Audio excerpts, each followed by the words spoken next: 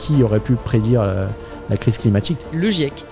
Si vous souhaitez comprendre comment agir pour le climat, alors cet épisode avec Thomas Wagner, aka Bon Pote, va vous plaire. Je savais qu'il y avait un problème avec le climat, mais je savais pas à quel point. Et là, je me suis dit, ah ouais, je pense qu'on est vraiment dans la merde. À qui t'as envie de t'adresser avec Bon Pote? À tout le monde. On a la même planète, donc j'ai pas le choix, en fait. Spécialiste des questions environnementales, Thomas vulgarise depuis plusieurs années le savoir scientifique à travers son média engagé, Bon Pote. L'avion, que je sois dedans ou pas, dans tous les cas, il va décoller. C'est un sketch. Ouais. En fait, j'ai plus envie de m'énerver, j'ai juste envie d'informer les gens et de leur dire, les gars, ça brûle, en fait. Il est possible qu'on atteigne 50 degrés à Paris. Ceux qui polluent le plus, c'est ceux qui ont les moyens. En fait, c'est pas à moi de commencer, c'est à toi de commencer. On est mal. On est vraiment mal. Comment démêler le vrai du faux de ce qui nous est partagé? Comment lutter contre l'éco-anxiété? Sur quel sujet doit-on agir en priorité pour avoir le plus d'impact? Je sais pourquoi je me lève le matin et c'est une chance incroyable. Bon, si ça marche pas, j'aurais essayé, mais je vais mettre toute mon énergie dedans. Quelle a été la période la plus difficile de ta vie? Ça a été très dur. C'était épuisant. Mon corps a commencé vraiment à lâcher, donc il a fallu que je stoppe. Si t'arrives pas à trouver de soupape, tu pars très très vite en dépression. Et le meilleur remède contre l'éco-anxiété, c'est l'action. Il ressemble à quoi ton monde idéal? Le pire, c'est qu'on a les solutions. Et on a l'argent en France. On n'a aucune excuse. Et je suis ravie de vous inviter à rejoindre ma conversation avec Thomas Wagner. L'épisode qui va suivre est un super épisode. Comme beaucoup d'épisodes InPower, je l'espère. Peut-être que vous avez déjà écouté d'autres épisodes et peut-être que vous n'êtes pas encore abonné à cette chaîne. Je sais qu'on n'y pense pas toujours, mais ça prend que quelques secondes et ça peut vraiment soutenir le podcast. Donc si jamais, juste avant de commencer, vous pouvez là appuyer sur le bouton s'abonner sur la plateforme que vous utilisez. Ça ne coûte rien, mais ça peut vraiment faire la différence. Donc par avance, un grand merci à toutes celles et ceux qui prendront le temps de s'abonner, de soutenir le podcast. Bonne écoute. Bonjour Thomas.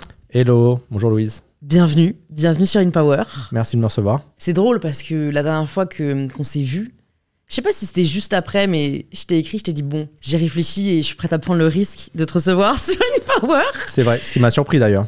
Et bah moi, ce qui m'a surpris, c'est que t'as répondu, c'est plutôt moi qui prends un risque. Oui, mais explique-moi pourquoi c'est un risque. Ouais, et après tu m'expliqueras. Écoute, moi, pour moi, c'était un risque. En fait, c'est vrai que je sais que ta communauté est très engagée, je sais que tu l'es aussi. Et sachant que j'ai moi-même déjà pris la parole sur des sujets écolos, notamment sur la mode responsable, et que depuis, je suis soumise à une forme de police que je trouve légitime. Hein. Vraiment, je le dis souvent à mon entourage, je dis les seules critiques qui me dérangent pas, c'est les personnes qui vont m'insulter parce que j'ai pris l'avion, parce que dans les faits, ils ont raison, la planète se meurt. Mais donc, je me suis dit, si la commu qui là peut-être est en train de nous écouter, qui vient de la part de Thomas, découvre que je ne suis absolument pas parfaite en termes de mon empreinte carbone, je risque de faire face à peut-être une vraie levée de bouclier. Mais je me suis dit, après coup, la cause est plus importante que ma personne. Et donc si peut-être il y en a qui nous écoutent qui ne te connaissent pas encore et qu'ils ou elles vont pouvoir découvrir ou apprendre ou juste avoir une prise de conscience écologique encore plus forte, eh bien ça vaudra les quelques commentaires haineux que je risque d'avoir. Oui, déjà les commentaires haineux ça sert pas à grand chose en général, ça fait rarement changer les gens. Je sais pas à quel point on va rentrer en détail là dans l'écologie, mais je crois pas que t'aies de crainte. À partir du moment, et tu l'es en plus, t'es transparente, et à partir du moment où tu dis que t'es pas parfaite, et en plus c'est extrêmement difficile d'être parfaite dans un système imparfait, à partir du moment où t'es transparente, moi, de mon point de vue, en tout cas, il n'y a pas de problème. Une personne qui dit ok, j'ai pris l'avion, je sais pas, je mange de la viande au petit-déj ou j'en sais rien, mais qui le dit et qui le cache pas, c'est déjà une première étape. Après, effectivement, le mettre en avant, quand on a, je crois qu'il y a plus de 600 000 personnes qui te suivent sur Instagram, ça devient problématique. Mais après, il faut en discuter.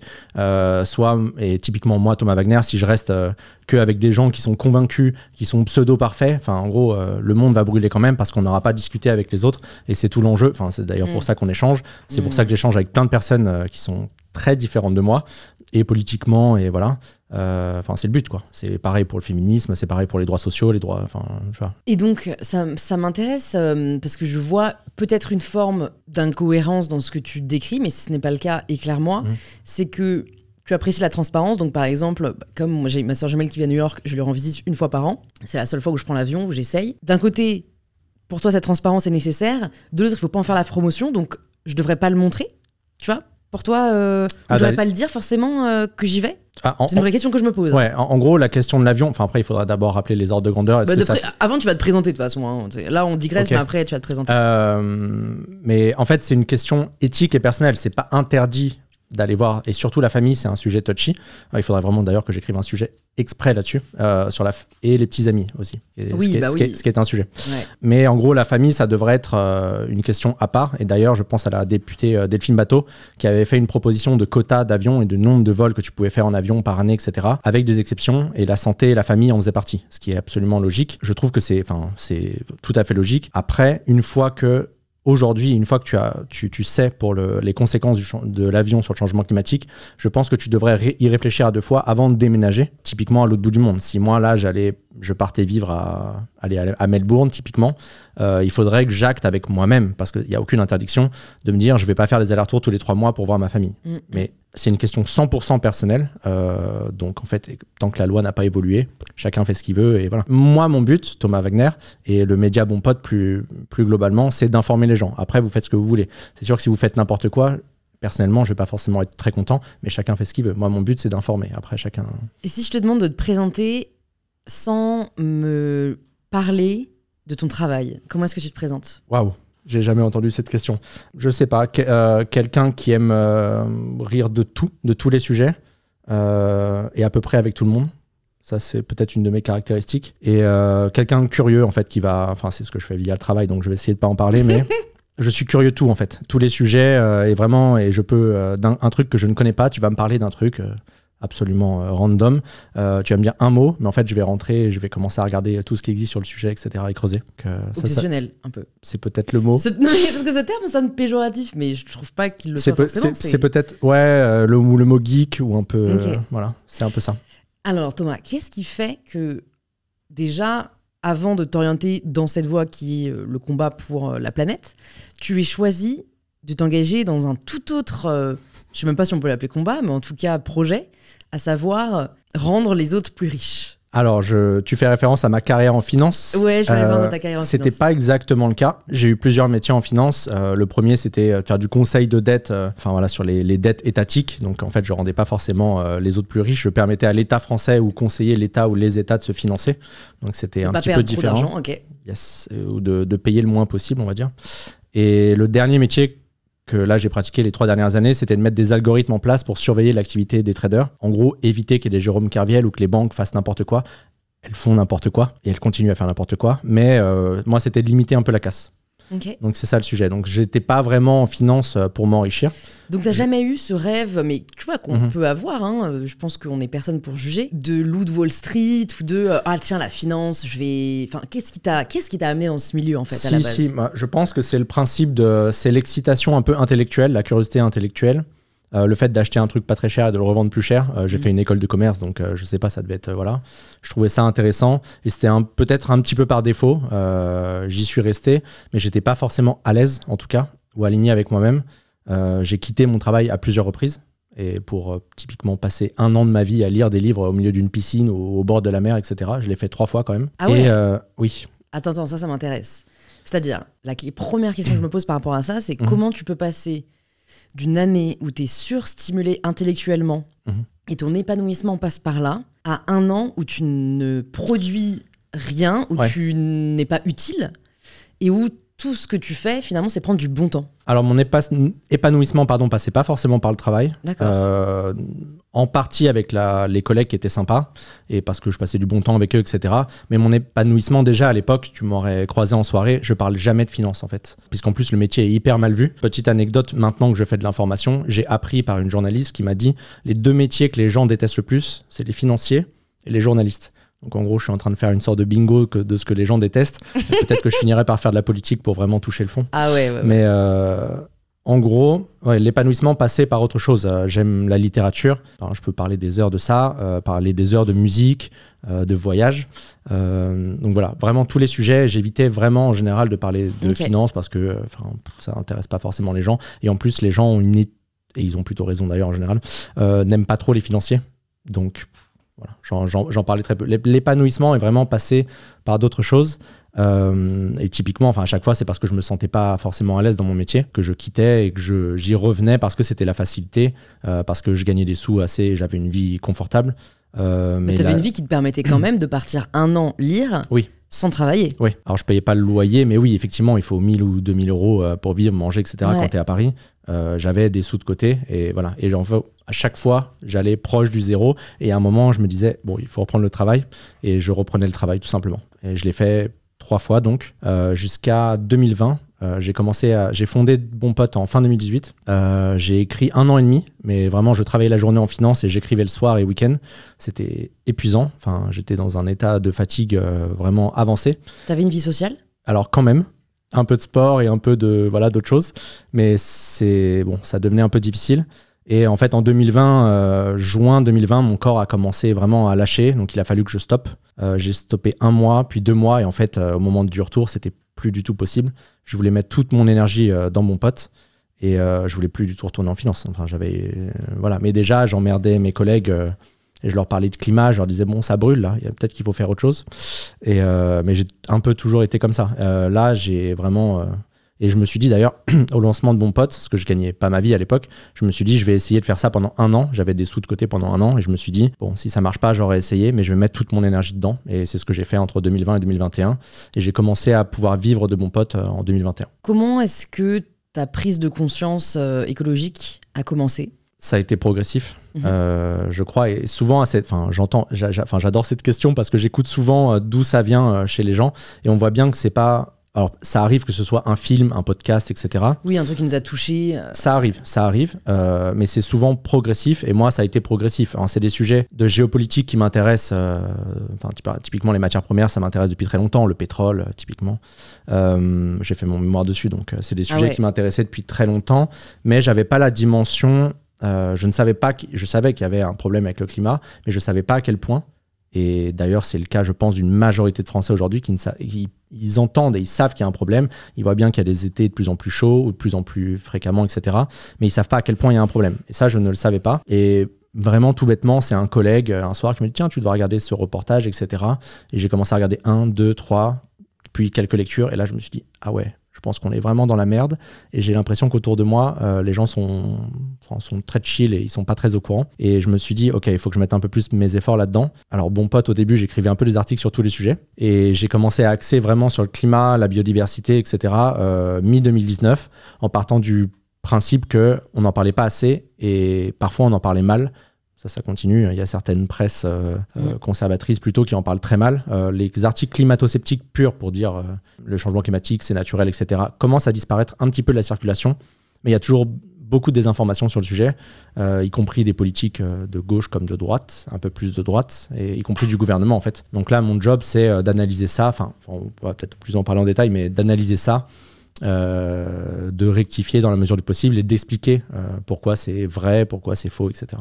Comment toi-même tu parviens à faire la différence entre ce qui est vrai et ce qui est faux ? Parce qu'on pourrait te dire, mais t'es pas scientifique, oui, t'as pas fait d'études là-dedans. C'est une très bonne remarque. En gros, c'est le temps que j'y passe et de sourcer tous les articles de Bon Pote, quand ce n'est pas rédigé par moi, parce qu'il y a des scientifiques qui écrivent pour Bon Pote maintenant, tout est sourcé.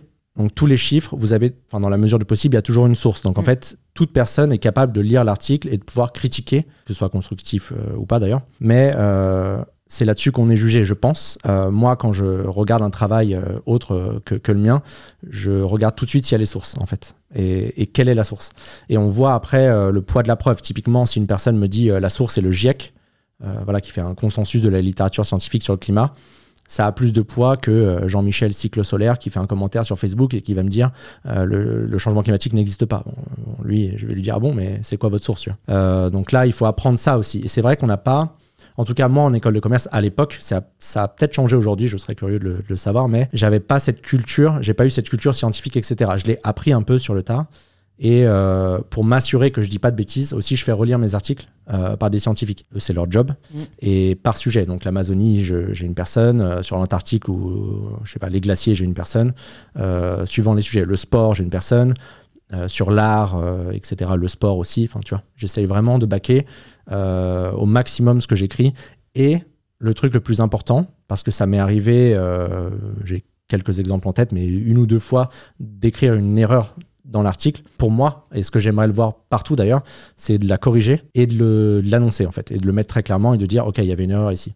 Donc ça veut dire éviter de tromper les gens. Si je dis une bêtise sur Twitter ou en story sur Instagram, l'effacer et expliquer pourquoi c'était faux, etc. Donc ça me paraît hyper important.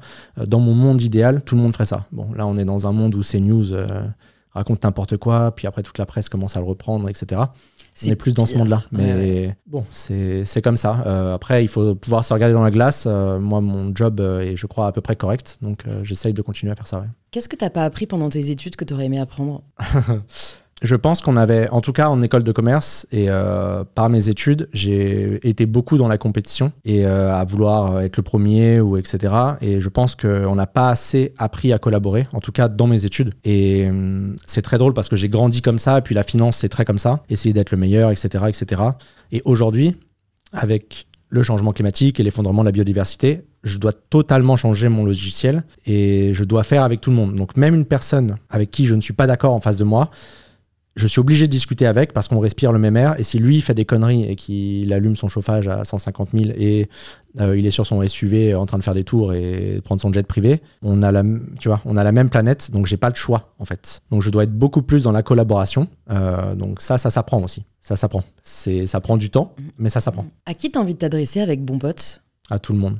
À tout le monde ? À tout le monde. Est-ce que tu te dis, il faut que j'aille convaincre des personnes qui sont pas du tout sensibilisées au réchauffement climatique et à l'état de la planète, ou est-ce que tu as envie de t'adresser aux personnes qui, elles, connaissent et sont engagées, mais peut-être sont victimes en effet de la désinformation ou juste de la surconsommation de contenu des réseaux sociaux ? Ouais, non, vraiment tout le monde, sans exagérer, tous les Français, de gauche comme de droite, d'extrême droite, vraiment tout le monde, et d'ailleurs les francophones, parce qu'il y a des lectrices et lecteurs belges, suisses, je sais que voilà, au Canada, qui me font des retours parfois assez passionnants.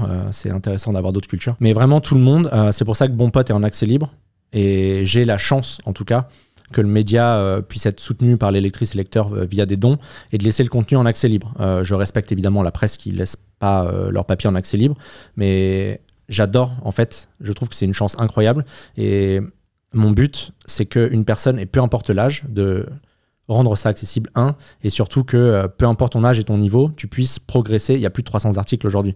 Donc vraiment, si tu n'y connais rien, tu peux aller sur Bon Pote. On a fait aujourd'hui en plus des parcours thématiques pour commencer de zéro.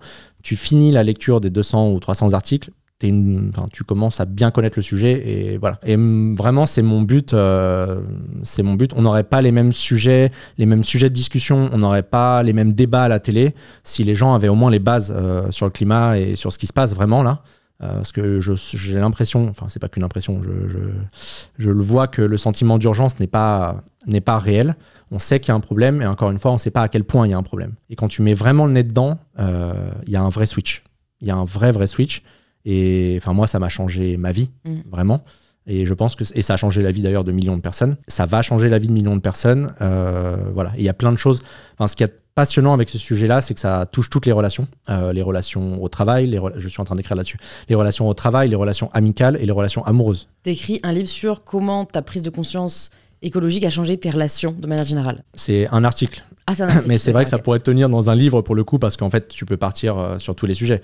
Au travail, la dissonance, les gens qui sont en dissonance, qui travaillent chez Airbus, qui travaillent chez Total, qui m'écrivent et qui voudraient changer soit de l'intérieur, soit sortir et faire autrement.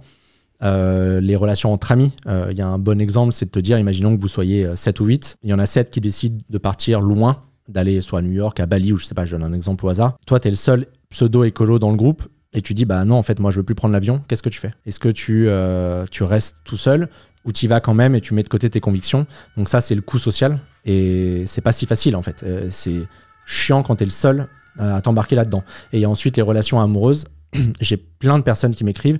Ça me concerne plus ou moins, mais il y a des gens qui vraiment, leurs conjoints ou leurs femmes, etc., ne sont pas écolos. Et il y a un vrai problème au sein du couple de dire, en fait... on ne partage pas les mêmes valeurs. On ne partage pas les mêmes valeurs. Il y a un vrai switch. Et soit la personne peut suivre ou évoluer, ce que j'espère, soit elle ne peut pas. Et en général, c'est gros problème. Ouais. Donc voilà. Et je reçois beaucoup de messages privés. Et je trouve ça passionnant parce que c'est des relations humaines aussi. Ça va toucher toutes les relations. Donc voilà, là, je suis en train de finaliser et d'écrire dessus. Tu dis que ça avait vraiment... bouleverser ta vie. Comment est-ce que ça a concrètement changé ton quotidien ? Alors le premier pas, je pense, c'est que j'ai arrêté de manger de la viande.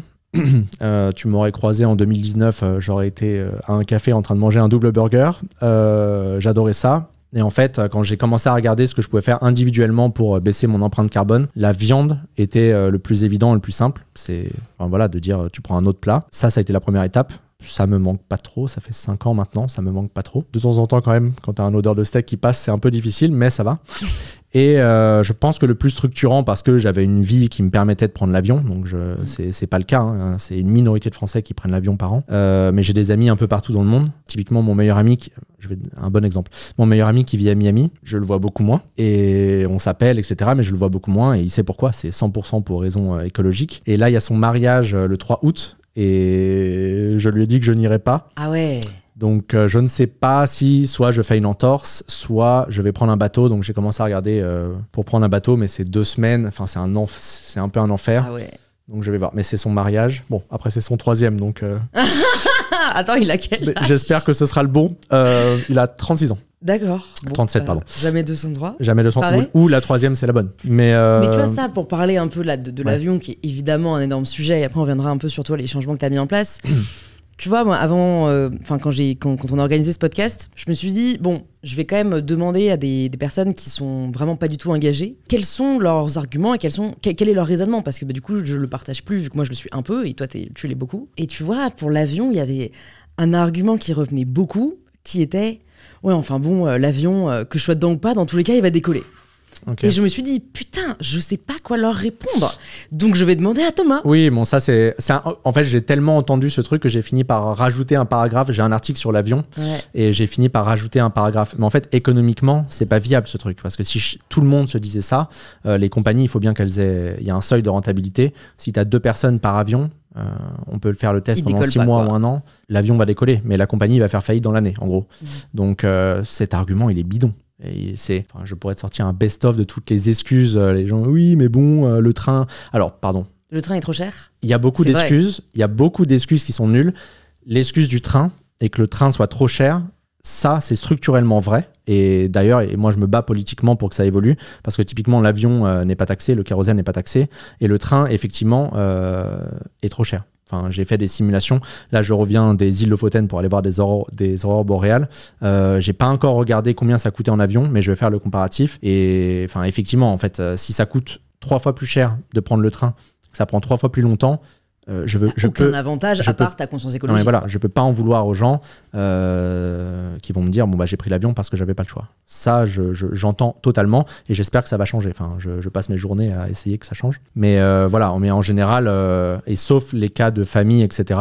L'avion, il faut faire autrement. Il faut juste se dire on va passer des vacances autrement, etc. Et là, je viens de le faire. Je cherche encore le mot français pour exprimer ce que j'ai ressenti. Le voyage que je viens de faire là en train, au lieu de faire 5 ou 6 heures d'avion, je pense, et les 60 heures que je viens de faire en train, une fois que je suis arrivé là-haut, là, au cercle polaire pour voir des aurores boréales, je pense que ça a décuplé le plaisir que j'ai eu de voir les aurores. Et je ne sais pas, il doit y avoir un terme, et on m'a dit, il y a peut-être un terme en finlandais ou en japonais, donc peut-être qu'on trouvera une personne pour y répondre. Mais c'est le slow travel et...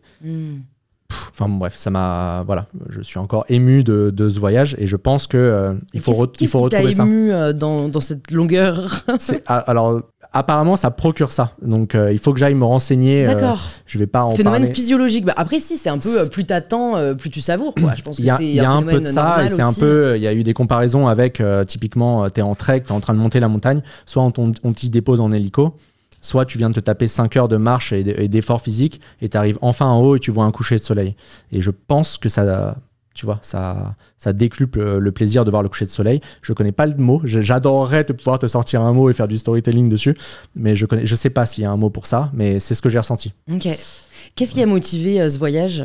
Les aurores boréales, moi ça me faisait rêver. Ça fait 5 ans et en plus ça fait 5 ans qu'il y avait soit le boulot, soit le Covid qui m'a empêché d'y aller, etc. Et là, tout s'est goupillé pour y aller et j'y suis allé avec 2 personnes que j'adore et que j'admire. Donc voilà, je rentre du voyage, je viens à l'instant de rentrer, je suis encore dans les nuages là. Du coup, ça a pris combien de temps du début à la fin le voyage ? C'est 3 jours de voyage. Ok. Donc vous êtes parti de Paris. On est parti de Paris. Train jusqu'à... On a fait Cologne, Hambourg, Copenhague, Malmö, Stockholm, Abisko et Kiruna où tu es allé aussi pour voir des aurores. Sauf que j'en ai pas vu. Voilà. J'aurais dû prendre le train. Ça, c'est la beauté. Alors, pardon, c'est pas pour toi. Mais c'est la beauté de la chose. Je trouve ça bien de payer un voyage et de ne pas être sûr d'avoir les aurores au bout. Là non plus, j'ai pas le terme. Mais je trouve ça beau, tu vois, c'est un peu un anti-Deliveroo, quoi. Ouais, l'incertitude de la vie, quoi. Yes, donc je trouve ça très bien. Bon, moi, j'ai eu la chance d'en voir et d'en voir plein et c'est incroyable. Mais voilà, qu'est-ce qui a motivé ce voyage ? Ouais, c'est l'envie de voir les aurores, de voyager en train, de montrer aussi que c'est possible. Ouais. Je ne me rendais pas compte, mais quand j'ai fait une story pour dire, bon... je vais un peu moins être présent sur les réseaux les prochains jours parce que je pars voir les aurores boréales. J'ai rarement reçu autant de messages privés pour me dire mais attends, c'est quoi le trajet ? Ça coûte combien ? T'y vas comment ? Tu fais comment ? Etc.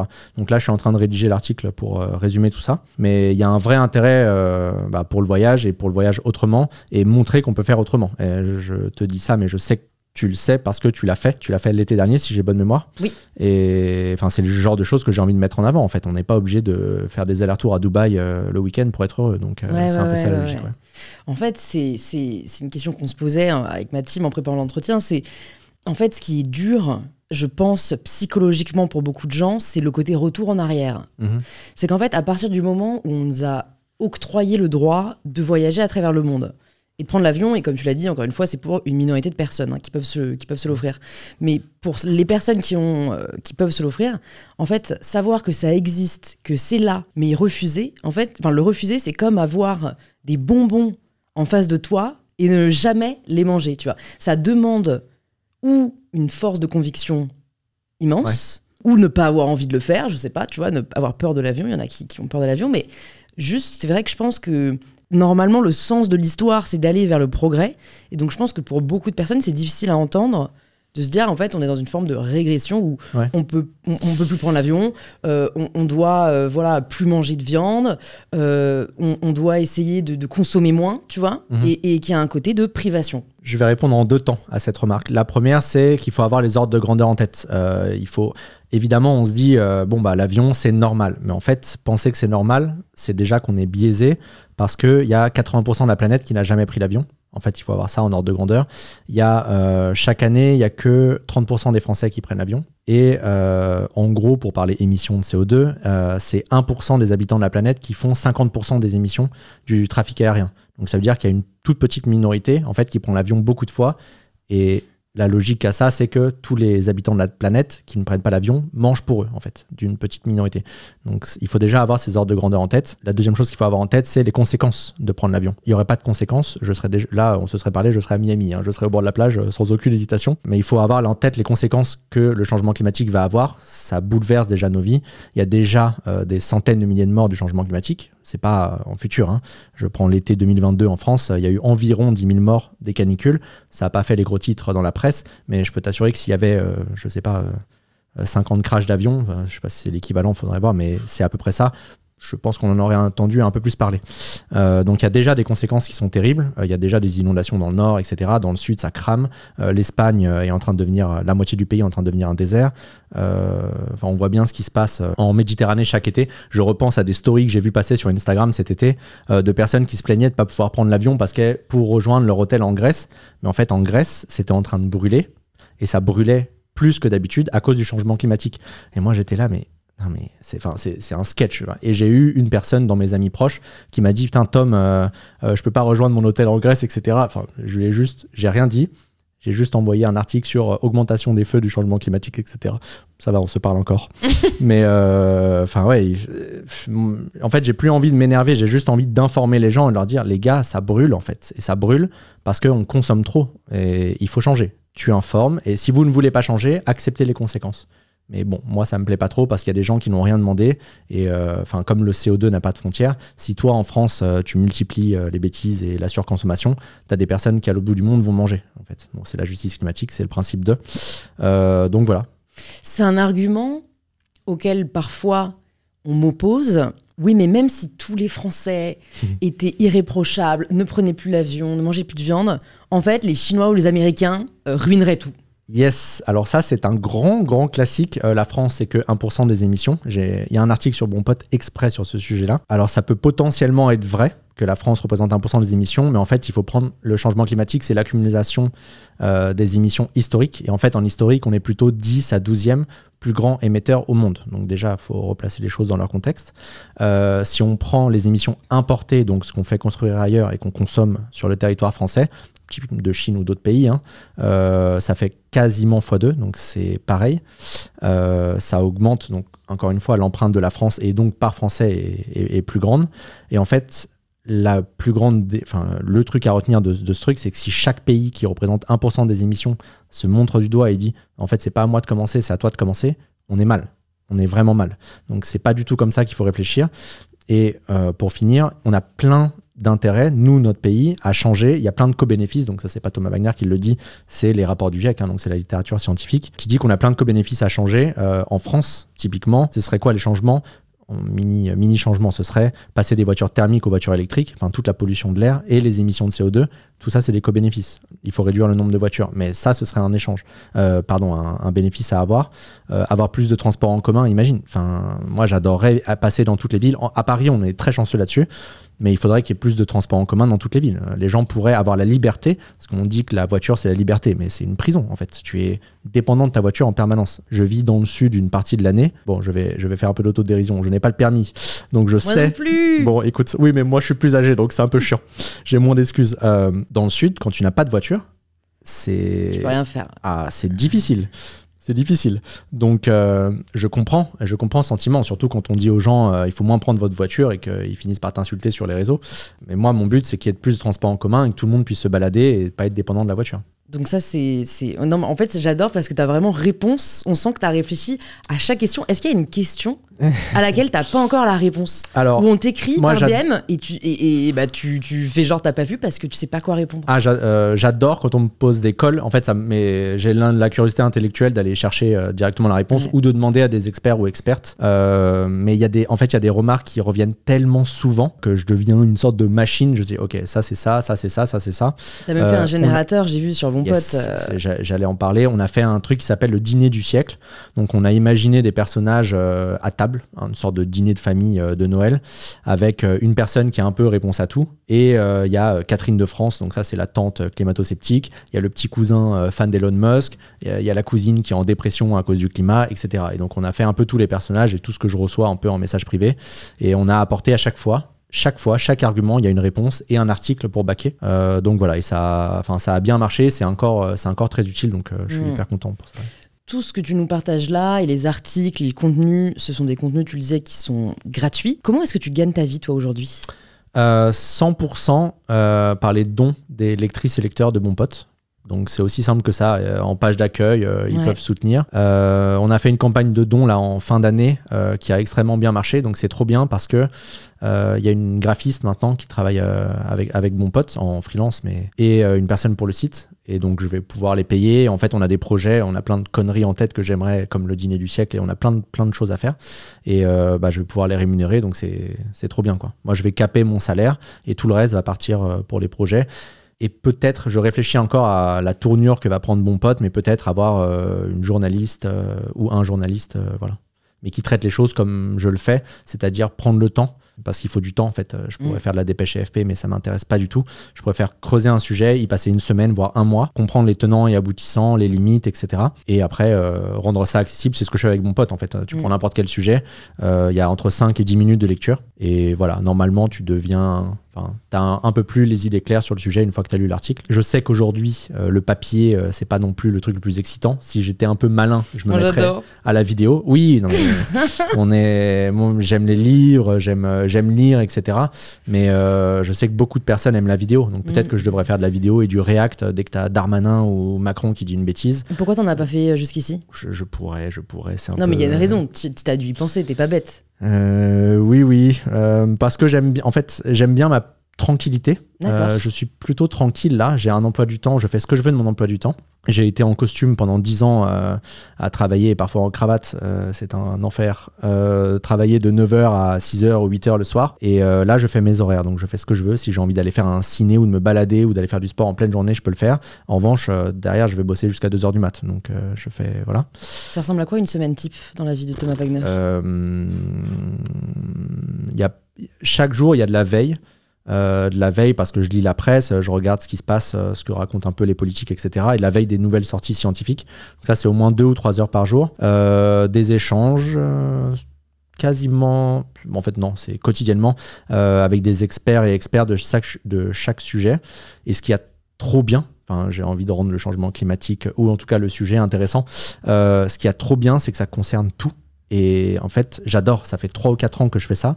Tous les jours, j'apprends un truc. Je discute avec des gens, mais qui sont... Enfin, on a de la chance d'avoir des gens en France et d'ailleurs ailleurs, mais qui sont brillants et brillantes. Et j'apprends tous les jours un truc. En sciences sociales, en psychologie. On a écrit là sur l'éco-anxiété, donc avec un chercheur et une chercheuse, sur la santé, sur les relations amoureuses, sur les transports. Enfin, c'est intellectuellement, j'adore. Et en fait, mon cerveau est nourri chaque jour. Et en fait, j'ai la chance, je crois que ça va pas s'arrêter, au moins jusqu'en 2050. Donc, je vais continuer à pouvoir bosser et à être passionné par ça. Voilà. Et il y a un moment d'écriture aussi dans la journée. J'écris pas tous les jours. J'accumule. Il y a des articles que je prépare depuis plus de 2 ans, là, typiquement sur les banques, ou un article que je t'enverrai au moins en privé, sur les femmes et le changement climatique, puisqu'on sait que structurellement, les femmes vont plus souffrir du changement climatique que les hommes. Et je prépare ça là depuis 6 mois, donc j'accumule tout ce que je trouve sur le sujet. Je vais le rédiger, je vais le faire relire par 2 scientifiques que j'ai en tête, et ensuite le partager au maximum. C'est un sujet que j'avais évoqué avec Swan Périssé, parce que elle connaît plein de féministes sur les réseaux sociaux, etc., qui connaissent extrêmement bien donc, le sujet du féminisme.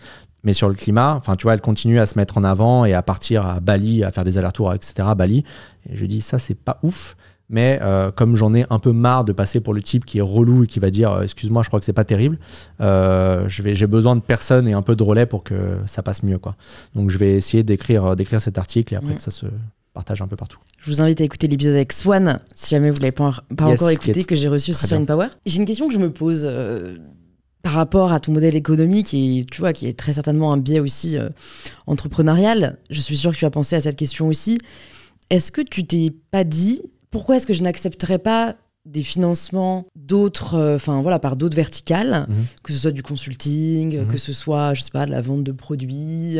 Bon, t'écris aussi, donc il y a peut-être de ça, mais qui permettrait finalement du coup de gagner plus et qui te permettrait de pas te reposer sur le don de ces lecteurs et lectrices, et qui te permettrait du coup, vu que c'est ça la mission, de faire grandir Bon Pote et in fine de le faire, de l'améliorer, de l'adresser au plus grand nombre. Tu as entièrement raison, hein, c'est un questionnement que j'ai tous les jours. La réponse que j'apporte en général, c'est que en fait, même si Total Énergie veut aujourd'hui me donner 1 million et me soutenir, aucun problème. Je prends les 1 million et derrière, je vais rédiger des articles pour prouver que c'est des criminels.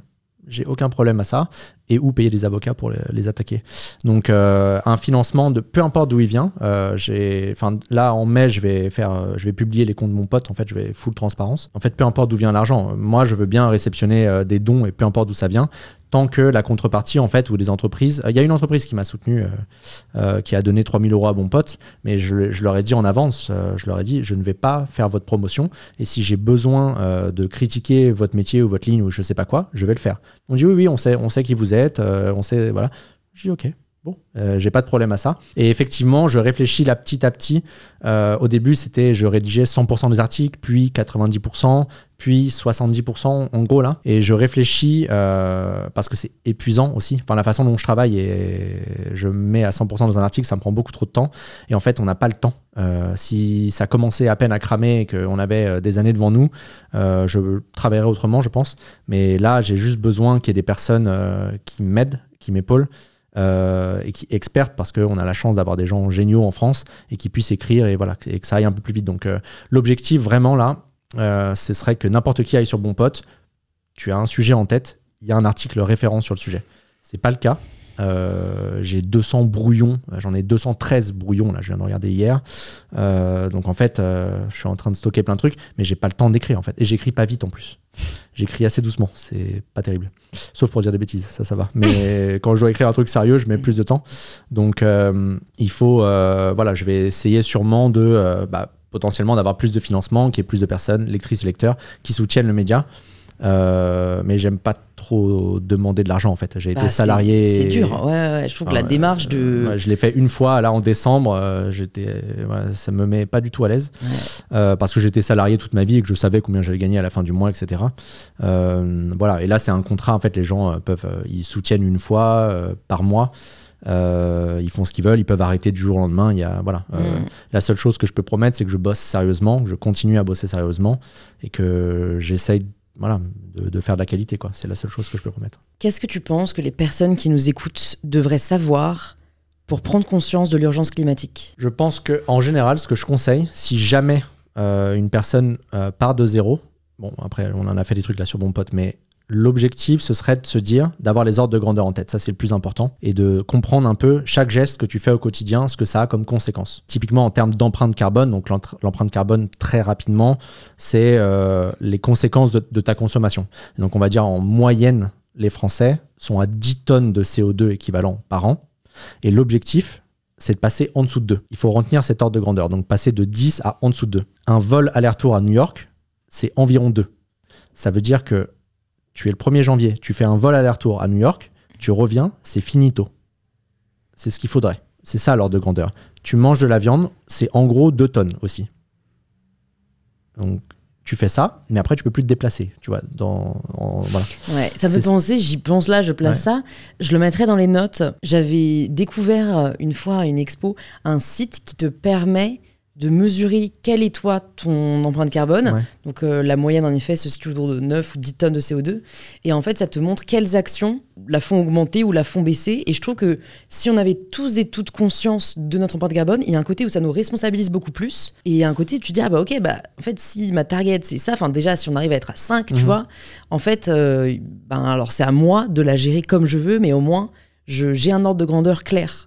Alors qu'aujourd'hui, on n'a pas du tout conscience de ça. Je suis d'accord avec toi. Et en fait, cet outil-là, alors je vais élaborer un plus, cet outil te permet de voir, mais ça prend 5 minutes et c'est en page d'accueil de Bon Pote. Okay. Et je l'envoie, je sais qu'Hugo Clément s'en est servi, il l'avait partagé.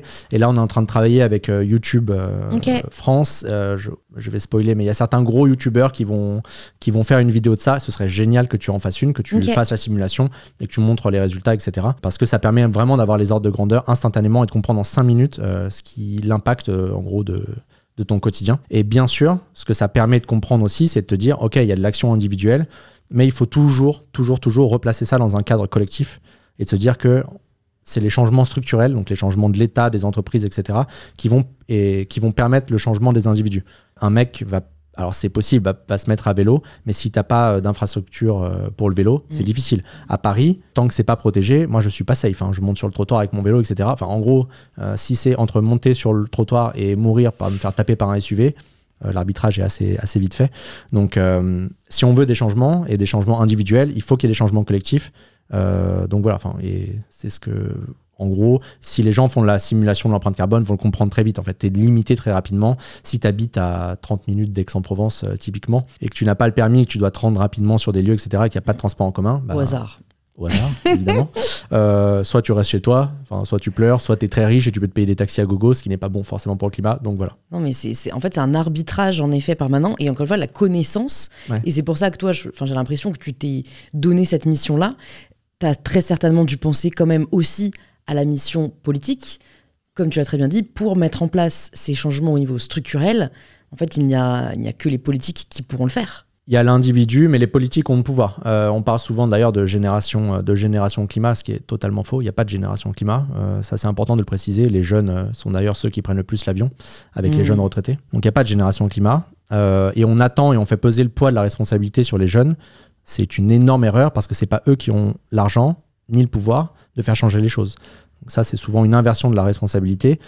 C'est bien les politiques et les mecs qui sont dans le CAC 40 et les autres qui ont 90% du levier. Je balance un chiffre un peu au hasard, mais c'est eux qui ont le pouvoir de changer les choses. C'est pas le jeune qui est étudiant et dans la précarité. Ouais. De mémoire, c'est 40% des étudiants qui sautent un repas sur...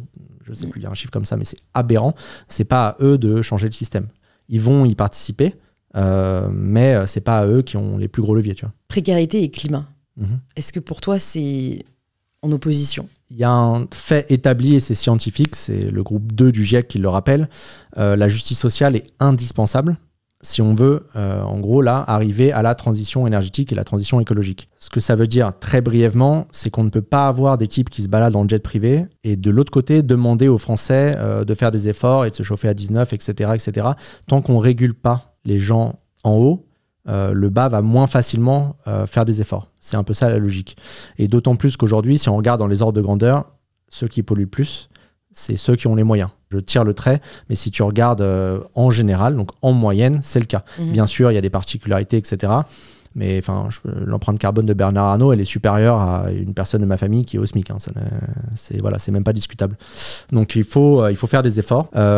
Et concernant la précarité, moi je suis particulièrement inquiet de ce sujet-là parce qu'on sait à nouveau, c'est la justice climatique, les gens qui polluent plus ont probablement les moyens de mieux se protéger du changement climatique, typiquement d'avoir la clim l'été et d'être dans un logement pas insalubre. Là, il y a des études qui sont sorties, il y a un très bon article sur Mediapart qui est sorti, sur Lille, Paris et Marseille. Ces villes-là, quand il va faire 40 à 50 degrés, ça va être un enfer. Et typiquement Paris, donc ça c'est une étude scientifique qui le dit, qui l'a démontré, Paris est la ville où il y aura le plus de mortalité en Europe, c'est la ville qui va le plus souffrir du changement climatique avec les canicules. Bon, sachant que j'habite Paris, ça m'inquiète un petit peu, même si je suis encore jeune, on sait qu'en fait, dès que tu as un appartement qui est très mal isolé, etc., c'est un enfer. J'ai déjà travaillé sous 40 degrés dans mon appart, à me passer la tête sous l'eau toutes les 30 minutes, mais c'est 40. Il est possible qu'on atteigne 50 degrés à Paris. Donc là, à ce moment-là, tu me verras plus. Ou alors, je serai dans un cinéma planqué, tu vois, ou dans un endroit climatisé, parce que j'aurai la chance de pouvoir le faire. Mais des gens ne pourront pas le faire. J'ai l'impression que cette immobilité est avant tout due à une raison économique. Et c'est vrai que c'est compliqué, tu vois, du jour au lendemain, de dire, en fait, je sais pas, on va fermer tous les sources de pétrole, on va, Total, c'est ciao, je sais pas combien de milliers d'employés licenciés. En fait, comment tu penses qu'on peut réussir à adresser l'urgence climatique sans créer une catastrophe économique ? La très très bonne nouvelle, et encore une fois, c'est le groupe 3 du rapport du GIEC qui est sorti en 2022, démontre qu'il y a plus d'avantages à changer qu'à ne pas changer. Puisqu'en fait, les conséquences du changement climatique et les catastrophes qui vont arriver vont coûter tellement cher que ça a plus d'impact. Et à partir du moment où on atteint plus 1,5 degré au niveau mondial, ça aura déjà plus de conséquences. Donc on a intérêt, même économiquement, à changer, globalement. Et pourquoi je dis globalement ? C'est parce qu'évidemment, dans le changement, tu as des personnes qui n'ont pas intérêt à ce que ça change. Là, aujourd'hui, le patron de Total, qui est très bien et qui gagne de l'argent en vendant du pétrole et du gaz, lui, il a moyennement intérêt à ce que ça change. Donc, il y a une minorité de personnes qui n'ont pas intérêt à ce que ça change, mais la majorité des gens dans le monde, et y compris en France, ont intérêt que ça change. Donc ça, il faut le rappeler et le rabâcher, parce que je sais qu'il y a des politiques qui disent ça va coûter un pognon de dingue de changer pour Manu. C'est faux, en fait. C'est factuellement faux et c'est démontré scientifiquement. Donc ça, typiquement, il faut leur rabâcher. Et dans mon monde idéal, les journalistes, systématiquement, quand tu as un politique qui raconte une connerie pareille, boum, il serait repris. Et sur tous les sujets d'ailleurs, ça ne s'arrête pas qu'au climat, sur le social, sur tous les sujets, j'adorerais que les gens soient repris, quoi. Donc il y a un intérêt, en fait. Il y a un intérêt à changer. Et puis même, on ne parle pas au-delà de l'économie, en fait, on peut parler du bien-être. Il y a un intérêt à changer également pour le bien-être. Et c'est démontré scientifiquement, mais il n'y a pas... à Paris, tu m'enlèves les gros SUV, tu m'enlèves la pollution, etc., avec des transports en commun qui marchent bien, etc. Mais vraiment, on va mieux vivre. Moins de pollution lumineuse, moins de pollution... moins de bruit, mais moi je signe tout de suite, en fait. C'est pas, ce que je veux dire par là, c'est que le changement n'est pas forcément un enfer. Moi je vois plein de co-bénéfices et j'ai envie que ça change, en fait. On a plein d'intérêts pour que ça change et j'ai envie que ça change. Comment tu prends soin de ton bien-être ? Le sport, les amis, le voyage, c'est tout bête, mais ça me permet et on me pose la question quotidiennement parce que évidemment ce que je lis c'est quand même 99% des mauvaises nouvelles, quand tu travailles dans le climat, il y a beaucoup de mauvaises nouvelles, mais moi je suis plutôt bien. Et je suis plutôt bien parce que je pense que je suis dans l'action. Je suis pas en dissonance cognitive. Je pense que j'étais très mal quand j'étais en banque à me dire putain, je fais un taf alors que c'est en train de brûler. Je fais un taf qui n'est pas en adéquation avec mes valeurs. Ça, c'était très difficile à vivre. Donc je sais que je suis privilégié et que je sais pourquoi je me lève le matin et c'est une chance incroyable. Je sais même pas si la majorité des Français pourraient dire ça. Je pense pas d'ailleurs. Donc j'ai de la chance et quand je sens... J'ai eu du mal au début à m'écouter parce que surtout que j'étais salarié, donc tu sais, tu avais des horaires fixes, 9h, 6h, 9h, 8h, etc. Là, quand je me suis retrouvé à travailler de chez moi et être en télétravail, il y avait personne pour me dire stop. Enfin, de temps en temps, il y avait quelqu'un pour me dire stop, mais pas toujours. Donc, je pouvais travailler jusqu'à minuit, 2h et jusqu'à épuisement. Donc, je me suis retrouvé dans des situations, notamment en 2022 et 2023, où c'était très moyen, c'était pas foufou au niveau santé. Mais là, j'ai appris, j'ai 37 ans, mais j'ai appris à m'auto-gérer, à mieux m'écouter et à ralentir quand j'ai besoin de ralentir. Je le fais beaucoup mieux aujourd'hui. Là, je rentre de voyage, donc je suis encore dans la lune, etc. Donc, tout va bien. Mais je me suis déjà remis là au travail, ça va quoi. Quelle a été la période la plus difficile de ta vie ? Peut-être 2020, parce que j'ai dû quitter mon travail, parce qu'il y a eu le Covid, donc ça c'était un peu... Il y a des gens qui apparemment étaient très bien pendant le début et le confinement du Covid. Moi, c'était pas mon cas, j'ai pas très bien vécu. T'étais où ? Chez moi, dans un petit appart. À Paris ? Yes, à Paris. J'ai eu la possibilité de partir en province, mais je l'ai pas fait parce que j'avais peur de refiler quoi que ce soit à des gens de ma famille qui ont la santé plutôt fragile. Et j'étais dans 27 mètres carrés seul. Voilà. Au début, ça allait.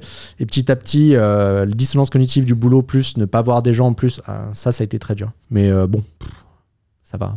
Tu vois, c'était en 2020, ça va. C'est un sujet pour toi, la santé mentale ? Ça l'est, au-delà que ce soit le cas pour moi, ça l'est et je sais que l'éco-anxiété l'est pour les jeunes. Hein. Il y a une immense majorité de Français, et notamment chez les jeunes où c'est un sujet. C'est pour ça qu'on vient de sortir un article sur l'éco-anxiété. Et le meilleur remède contre l'éco-anxiété, c'est l'action. Donc voilà, petit message à passer. Si vous êtes mal, bougez-vous les fesses. Et normalement, il y a des chances que ça aille mieux, en gros. C'est ça un peu le message. Mais oui, c'est un sujet. Il y a Gabriel Attal, là, il y a une semaine, qui vient de rappeler que c'était un sujet. Mais lui, bref, c'est le gouvernement Macron se moque un peu du monde. Vous voulez que les gens aillent mieux, mettez les moyens pour qu'ils aillent mieux, en fait. C'est aussi simple que ça. Typiquement pour l'éco-anxiété, agissez vraiment pour le climat et les gens se sentiront mieux et auront moins d'éco-anxiété. C'est aussi simple que ça. Vous voulez que les étudiants et les étudiantes aillent mieux et que l'école aille mieux, mais mettez les moyens. Et pourquoi ils les mettent pas, à ton avis ? Il faut leur demander. J'espère que tu vas les recevoir. Ils mettent pas les moyens parce que ils ont des intérêts à mettre de l'argent ailleurs. Et ils répondent à certains intérêts privés, en l'occurrence, c'est pas public, c'est pas pour l'intérêt général. Et c'est toujours comme ça. Il y a plein d'exemples comme ça. Un exemple récent, c'est l'autoroute A69. La construction de l'autoroute A69, on sait, il y a eu des papiers, il y a eu des tribunes avec 1500 scientifiques qui ont rappelé qu'il n'y a aucun argument pour construire l'autoroute, aucun. Donc les scientifiques l'ont démontré, il y a des gens sur place qui l'ont démontré, tant pour même l'aspect économique, il n'y a même pas d'intérêt. Jusqu'au bout, vraiment, il n'y a pas un argument pour construire cette autoroute. Clément Beaune, l'ancien ministre des Transports, et le nouveau, et le gouvernement dit si, on va le construire. Parce qu'ils répondent à certains intérêts, donc le groupe Fabre, etc. Mais ce n'est pas de l'intérêt général, c'est de l'intérêt privé, etc. Donc c'est pour ça que j'aime à rappeler que le combat écologique, là, c'est un combat politique. C'est pas parce que on a les faits, bien sûr qu'on a les faits et on sait scientifiquement, mais ça ne suffit pas. Savoir ne suffit pas, c'est juste le démarrage de l'action. C'est un peu mon job d'informer, mais aussi de rappeler que en fait, si on se bouge pas et qu'on rentre pas dans le rapport de force, parce que c'est ça, et c'est pareil pour le féminisme en fait. Je pense à Darmanin et l'autre Macron qui a fait les louanges de Gérard Depardieu en direct à la télé. Ouais. Bon, bref, je vais pas commencer là-dessus, mais c'est n'importe quoi. Voilà. Et ça, c'est encore la grande cause du quinquennat, comme l'écologie l'est, comme l'école l'est. Tu vois, bon, bref. Donc, il faut se battre politiquement et comprendre qu'il y a un rapport de force tout le temps et qu'en face, ils ont les armes et l'argent pour se battre. Ils ne t'ont pas proposé une rencontre ? Si. Parce qu'ils sont assez bons pour ça. Alors, oui, en fait, dès que tu as un peu d'audience, ils viennent te voir, ils veulent savoir qui t'es et comprendre qui t'es.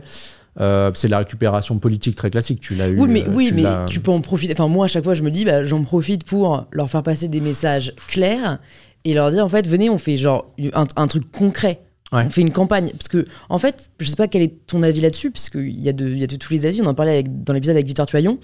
Personnellement, j'appartiens à l'école où ce qui compte le plus, c'est la fin.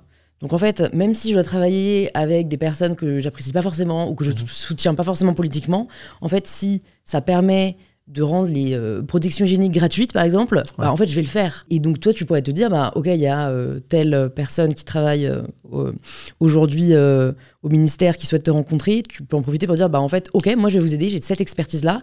Venez, on met ça en place et on le porte ensemble, quoi. Je suis entièrement d'accord avec ce que tu viens de dire. En fait, à partir du moment, s'ils étaient sincères, donc le si est important, s'ils étaient sincères, bien sûr que je travaillerai avec le gouvernement, bien sûr que je le ferai en fait, mais c'est pas le cas. J'ai déjà une ministre, elle est partie là depuis 3 semaines, mais qui m'a proposé d'échanger plusieurs fois. J'ai dit non en fait, ça sert à quoi qu'on se voit? Vous voulez discuter de la planification écologique, vous voulez discuter de la 69? J'ai déjà écrit dessus. Vous avez des experts, ils ont un cabinet pour savoir, ils n'ont pas besoin de moi, ils n'ont pas besoin de Thomas Wagner pour savoir les tenants et aboutissants du sujet. Ils s'en foutent. Ce qu'ils veulent, c'est de la récupération et c'est en gros, une fois qu'on s'est vu et faire une photo et tout sourire, etc. Moi, je peux plus ensuite les critiquer ouvertement. Voilà, donc c'est de la récupération politique. Ils adorent faire ça, c'est leur job. Bon, moi, j'ai pas de temps à perdre en fait. Je m'en fous que tu sois ministre. J'ai pas 3 heures de ma journée. Je préférerais même jouer, alors j'allais dire jouer à la PlayStation 3 heures et me détendre qu'aller perdre du temps et en fait, je m'en fous de faire un post sur LinkedIn. Bonjour, j'ai rencontré le ministre Christophe Béchu hier. Ouais, je m'en fous en fait. Et si Christophe Béchu veut sincèrement avancer, aucun problème. Je prends mon agenda et on va travailler 20 heures de suite ensemble. Aucun problème. Mais l'appel est lancé. Hein. Christophe, si tu nous entends. En fait, ces gens-là ne sont pas honnêtes. S'ils l'étaient, aucun problème, vraiment. Mais en fait, je sais pas, moi j'avoue, je suis peut-être naïve. Hein. J'ai du mal à croire qu'ils soient tous mal intentionnés. Enfin, il y en a très certainement. Hein. Mais je veux dire, pourquoi... Enfin, en soi, tu te fais plus d'argent dans une carrière dans le privé que dans le public, oui, mais tu vois. Alors, bien sûr, mais c'est une question de pouvoir. Donc ça ne s'arrête pas, c'est pas qu'une question d'argent, c'est une question de pouvoir. Alors, je vais donner un exemple. Sur la régulation des jets privés, l'été 2022, Clément Beaune, qui était ministre des Transports, a dit « Oui, je crois qu'il faudrait réguler ». Le soir même, Emmanuel Macron lui a dit « Non, il ne faut pas réguler ». Le lendemain, Clément Beaune sur les plateaux « Je pense qu'il ne faut pas réguler ». Voilà. Il s'est couché en 0,1 seconde. Donc ses convictions, il les a mis de côté. Pourquoi? Parce qu'il voulait garder son poste et donc le pouvoir.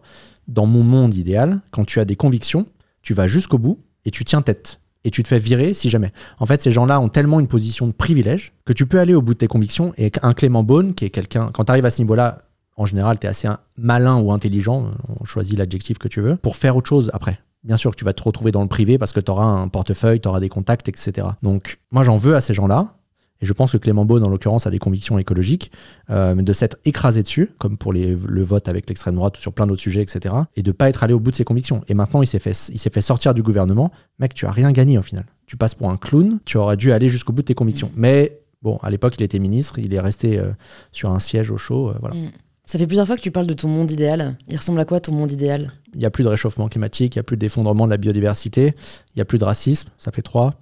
Il n'y a plus de violences sexistes et sexuelles, ça fait 4. Ouais, il y a un maximum de personnes épanouies. On peut voyager sans brûler la planète. On peut continuer à jouir de la culture, de l'art, etc. en France. Ça, c'est un truc qui me tient aussi à cœur. De l'art, de la musique, parce que j'écoute 10 à 15 heures de musique par jour. T'écoutes 10 à 15 heures de musique par jour? Yes. Tu bosses en écoutant de la musique?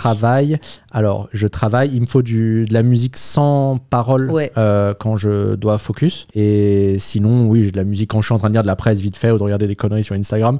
Il peut y avoir des paroles. Mais sinon, oui, j'écoute de la musique, j'aime bien ça. Mais j'ai envie de continuer à justement pouvoir en profiter. Enfin, je veux dire, tout le monde, ou quasiment tout le monde est allé en concert et a profité des concerts. Ça devient un problème quand c'est immense. Les événements sportifs, c'est pareil. Là, il y a les JO qui arrivent. Je suis évidemment... Enfin, j'aime le sport depuis tout petit. Ça fait 30 ans que j'en fais. Mais là, les JO, c'est n'importe quoi. D'un point de vue social, j'en parle même pas. Mais d'un point de vue écologique, c'est n'importe quoi. Alors, dis-nous, parce que pour le coup... Je sais que c'est aussi... j'avais aussi reçu des messages à ce niveau-là, donc du coup, je m'étais renseignée. Et j'avais quand même lu de sources sûres que c'était les jeux les plus écologiques de l'histoire. Après, c'est très certainement que c'est peut-être le moins pire et pas le mieux. Mais comment tu fais pour organiser une compétition sportive de cette ampleur sans avoir un impact fort au niveau écologique? Alors, ta remarque est très pertinente. Il est possible... il faut que je sorte l'article, mais il est possible que ce soit les jeux les moins polluants de l'histoire, c'est possible, mais ce n'est pas soutenable en fait. Dans un monde où on doit respecter l'accord de Paris ou être proche des plus 1,5 degrés au niveau mondial, les Jeux Olympiques ne sont pas soutenables. c'est quoi le plus gros de l'empreinte, typiquement du bilan carbone d'un événement pareil? C'est l'avion. Ouais. Parce que tu as des gens qui viennent de partout dans le monde, c'est pas jouable en fait. Un Américain qui vient, c'est fini, c'est 2 tonnes CO2 équivalent, boum, c'est fini. Ton bilan à l'année, c'est finito. C'est ça qu'il faut avoir en tête. Et à partir du moment où les gens, parce qu'ils m'ont contacté aussi, les gens des JO 2024 pour dire, vous savez, on a fait beaucoup d'efforts, etc. Mais en fait, ne perdons pas de temps. Enfin, essaye pas de me prendre pour un jambon. On va discuter directement. Tes JO ne sont pas soutenables. Tu as fait des efforts, très bien, mais ce n'est pas soutenable. En fait, n'essaye pas de me la faire. Enfin, voilà ce que voilà les chiffres, quoi. Voilà les chiffres, en fait. C'est mieux. Et moi, j'aime le principe des JO. Je trouve ça cool, etc. J'aimerais que ça continue. Mais réfléchissez concrètement à rendre ça beaucoup plus soutenable. Et comment on fait? Et en fait, ce que j'aimerais, c'est que le monde du sport et l'art, etc., tout le monde se pose sur la table, s'assoit autour d'une table, pardon, se pose sur la table, c'est un peu chelou. Bon, c'est sympa aussi, c'est sympa danse, aussi, tu vois. Voilà, on devrait. Mais en gros, ils discutent de ce sujet-là, de se dire, on fait comment? Et si on peut pas le maintenir, eh ben on le maintient pas. Ou alors on accepte les conséquences de l'autre côté, c'est-à-dire que ça brûle partout et qu'il y ait des dizaines, voire centaines de milliers de morts, parce que c'est déjà le cas, et ça va devenir de pire en pire. C'est pas catastrophiste de le dire, on sait, ça arrive déjà, donc je suis pas en train d'inventer. Mais moi, j'aimerais vivre dans un monde où on peut continuer à kiffer le sport, à kiffer la musique, voilà, et je me bats pour ça. Hein. Je suis pas, je pourrais faire un autre job. Tu parlais tout à l'heure du public-privé. Très sincèrement, aujourd'hui, moi, Thomas Wagner, je pourrais être consultant en finance, climat. Probablement gagner beaucoup plus ma vie qu'aujourd'hui là avec mon pote et ne pas me taper les remarques et les menaces de mort sur les réseaux sociaux. L'arbitrage, il est très vite. Hein. Peut-être que je vais finir par faire ça, hein, ou partir aux États-Unis et je sais pas, lancer une chaîne sur YouTube de développement personnel, j'en sais rien, ou de vendeur de jus d'orange, j'en sais rien, je sais pas ce que je vais faire, tu vois. Mais je pourrais être plus tranquille, quoi.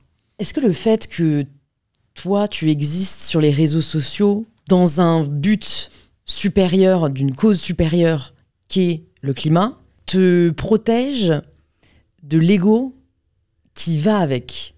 Ce que je veux dire, c'est t'es quand même très suivi, que ce soit sur Instagram, que ce soit sur LinkedIn, et voilà, t'es quand même très exposé. C'est parfois difficile, du coup, de pas se comparer à d'autres, de pas s'arrêter aux chiffres, d'aller au-delà des critiques.